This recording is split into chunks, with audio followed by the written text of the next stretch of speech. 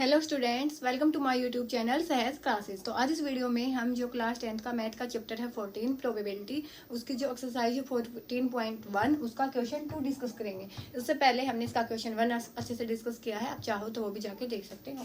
तो इस क्वेश्चन में हमसे देखो किसी भी चीज़ के होने या न होने की प्रोबेबिलिटी 1 होती है, ये आपको पता होना चाहिए क्योंकि फर्स्ट वाले सम में हमने बिल्कुल अच्छे से डिस्कस किया है, आप चाहो तो वो भी जाके देख सकते हो।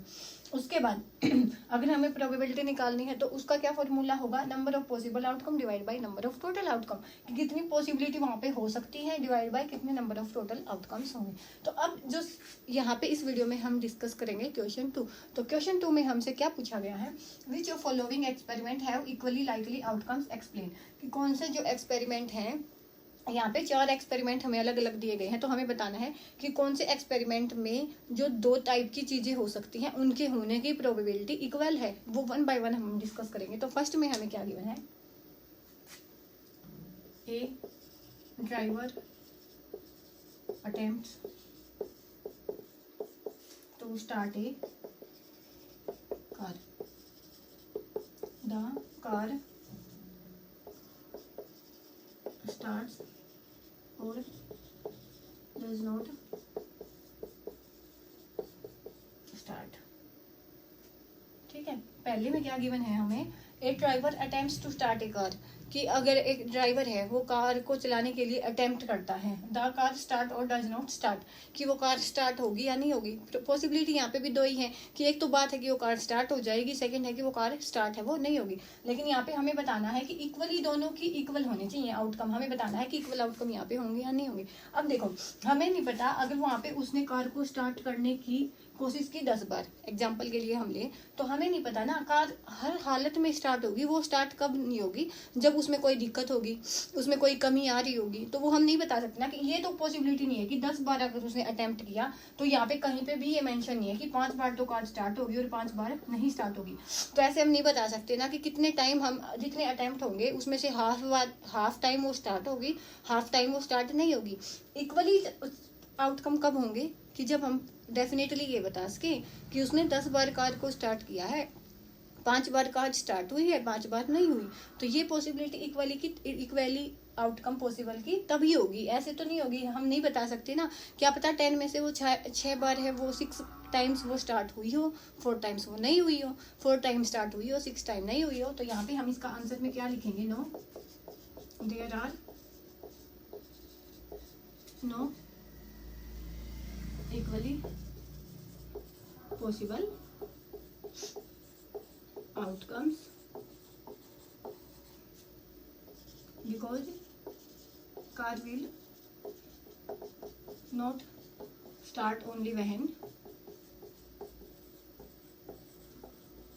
there is any defect in it, जब उसमें कोई कमी होगी तभी वो नहीं चलेगी, तो अगर अदरवाइज है वो कार चलेगी। और ये भी नहीं बता सकते हम 10 में से कितनी बार वो चलेगी, कितनी बार नहीं चलेगी, तो यहाँ पे इक्वल पॉसिबिलिटी का कोई कॉन्सेप्ट नहीं आता। अब जो इसका सेकंड पार्ट है उसमें क्या है, a player attempts to shoot a ball, a player attempts to shoot a basketball,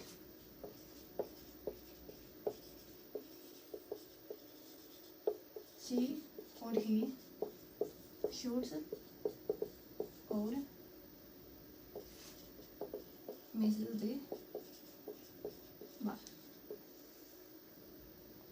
कोई भी प्लेयर है उसने अटेम्प्ट किया है एक बॉल को शूट करने का, तो हमें बताना है कि ही जो भी है वो शूट और मिसेस दी बॉल, कि उसकी पॉसिबिलिटी है कि वो शूट करेगा या तो वो उसको मिस होएगी उससे, तो वो इक्वल पॉसिबल होंगे। अब ऐसा भी पॉसिबल नहीं है क्योंकि बास्केटबॉल का जो गेम होता है उसमें अलग अलग, कोई भी गेम है बास्केटबॉल का ही नहीं, उसमें अलग अलग फैक्टर डिसाइड करते हैं कि बॉल कैसे फेंकी गई है, उस टाइम पे क्या कंडीशन थी। तो अगर हम ये तो नहीं बोल सकते ना ऐसे देख के कि हम 10 बार करेंगे तो 5 बार पॉसिबिलिटी है वो लगा देगा, उससे हिट होएगी, 5 बार पॉसिबिलिटी है उससे मिस होएगी, ऐसा कोई डेफिनेटली हम नहीं बता सकते। तो यहाँ पे भी पहले वाले जैसे केस बनेगा, no there are not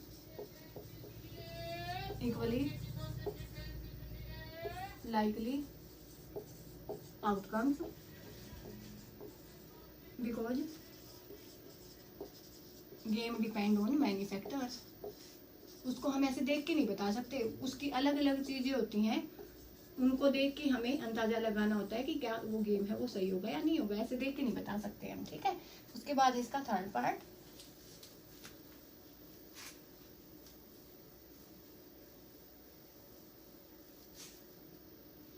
third में क्या है, a trial is made to answer a true false question. The answer is right, wrong or right। उसके बाद फोर्थ है, a baby is born, it is a boy और